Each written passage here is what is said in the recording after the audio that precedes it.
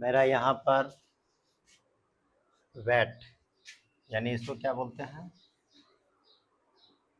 Tax. हम लोग कोई भी सामान खरीदने जाते हैं ना तो उस पर टैक्स लगता है।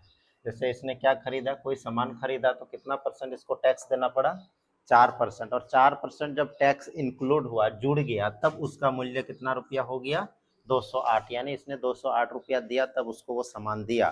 कह रहा था कि 4% जुड़ने से पहले इसका दाम कितना रुपया था। ठीक है, तो हम लोग शुरू करेंगे क्या, टैक्स बराबर यानी वैट, VAT कितना है, 4%।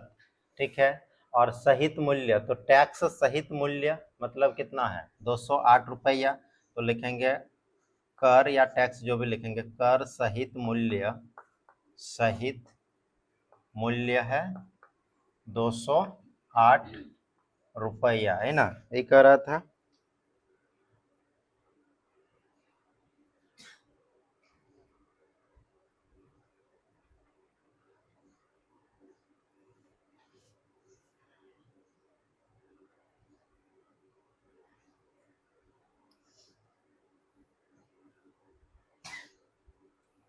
जब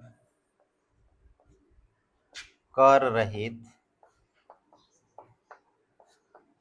मूल्य 100 रुपया होगा तो कर सहित कितना होगा, कर सहित कितना परसेंट है कर इसमें, 4%। अगर कोई सामान का दाम 100 रुपया है बिना कर जोड़ के, यानी बिना टैक्स जोड़े, तो अगर हम उस पर 4% टैक्स जोड़ेंगे तो उसका मूल्य कितना हो जाएगा, 104 रुपया, है ना, 104 रुपया हो जाएगा। 110 रुपये वैट सहित मूल्य है, जबकि इतना, ठीक है, 1 रुपये वैट सहित मूल्य होगा जब प्रारंभिक मूल्य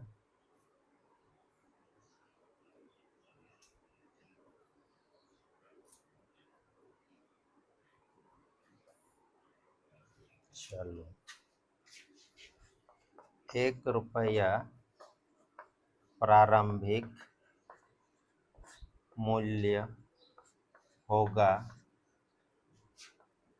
जब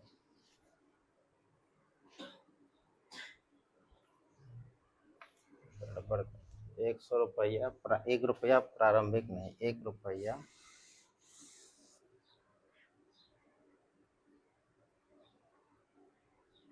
वैट सहित मूल्य होगा, वैट सहित मूल्य होगा जब प्रारंभिक मूल्य, जब प्रारंभिक मूल्य 100/104 रुपया होगा। इसको काटेंगे, नहीं काटेंगे। अब विक्रय मूल्य कितना दिया हुआ था उसका, वैट सहित मूल्य कितना था, 208 रुपया, है ना। तो लिखेंगे 208 रुपया वैट सहित मूल्य है, तो वैट रहित मूल्य हो जाएगा 208 गुना 100/104। 104 दूना 208, 2 गुना 100, 200 रुपया।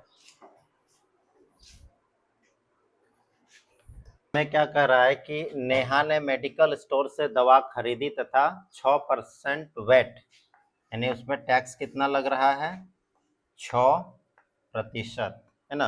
यानी 100 रुपया का दवा खरीदेंगे तो हमको कितना देना पड़ेगा, 106 रुपया देना पड़ेगा। साधारण भाषा में समझेंगे तो वो 212 रुपया दिया है, 6% है, इसका मतलब उसका जो दवा का जो MRP था, यानी वैट लगने से पहले जो मूल्य होगा वो 200 रुपया होगा, क्योंकि 6% मतलब 100 रुपया में 6 रुपया, तो 200 रुपया में 12 रुपया हो जाता है। तो वैट बराबर कितना है, 6%, और वैट सहित मूल्य कितना है, वैट सहित मूल्य हो गया 212 रुपया, है ना।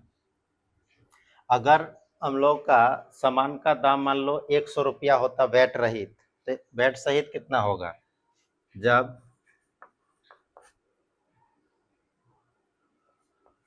100 रुपया वैट रहित मूल्य हो, वैट रहित मूल्य हो, तो वैट सहित मूल्य हो जाएगा, वैट सहित मूल्य 106 रुपया, है ना। 106 रुपया होगा टैक्स लगने के बाद। अगर मान लो उसका दाम 100 रुपया था, उस पर अभी टैक्स नहीं लगा है, और जब उस पर 6% का टैक्स लग जाएगा तो फिर 100 का सामान कितना में मिलने लगेगा हमको? 106 रुपया में मिलेगा, है ना। तो वही भाषा भी इसमें भी लिखना है।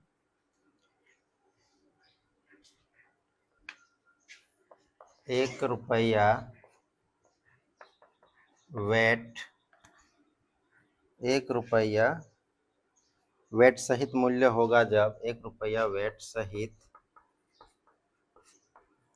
मूल्य होगा जब प्रारंभिक मूल्य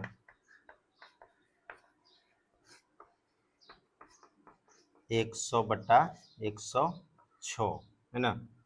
अब जब वैट सहित 212 रुपया हो तो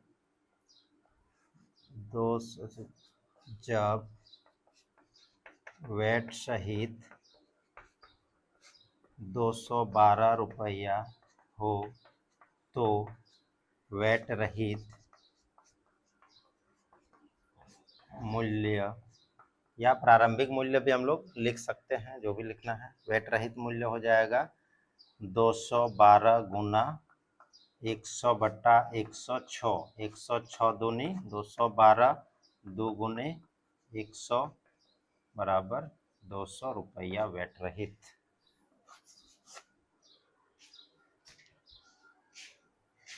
दिया हुआ है क्या?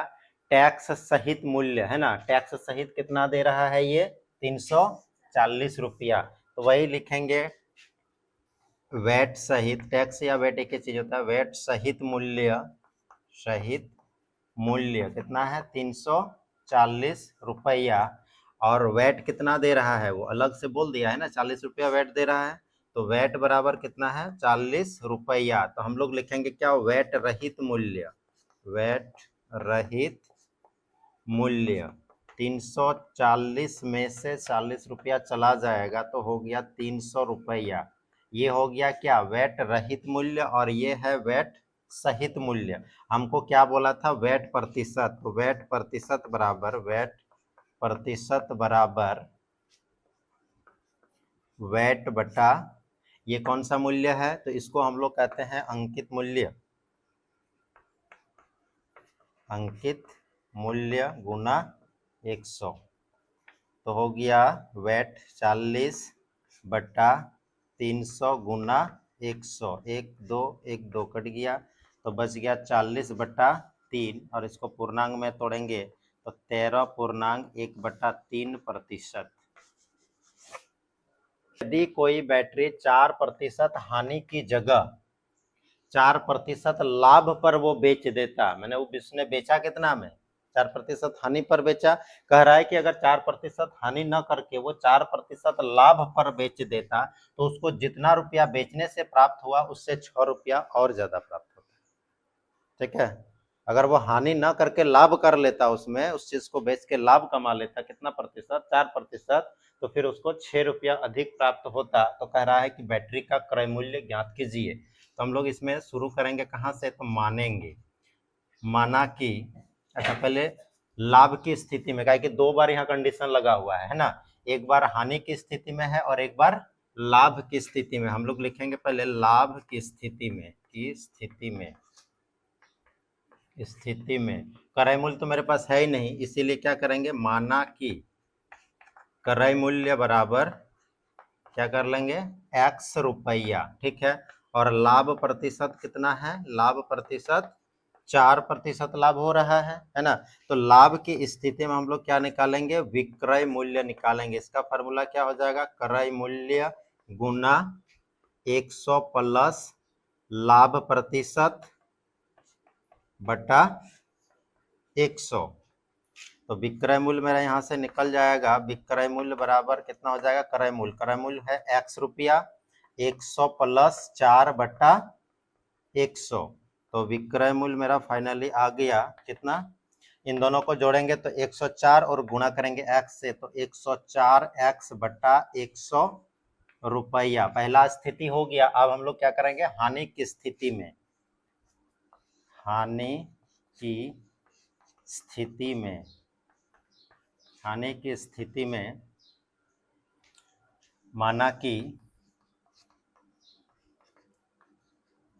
क्रय मूल्य x रुपया और हानि प्रतिशत 4% हानि हो रहा है। तो इस कंडीशन में भी क्या निकालना है हमको, विक्रय मूल्य ज्ञात करना है ना। विक्रय मूल्य फॉर्मूला हो जाएगा क्रय मूल्य गुना 100 माइनस हानि प्रतिशत बटा 100। तो विक्रय मूल्य बराबर क्रय मूल्य हो गया x गुना 100 माइनस 4 बटा 100। विक्रय मूल्य 100 में 4 96 इंटू एक्स, तो हो गया 96x बटा 100 रुपया। मेरा दो गो विक्रय मूल्य आ गया ना।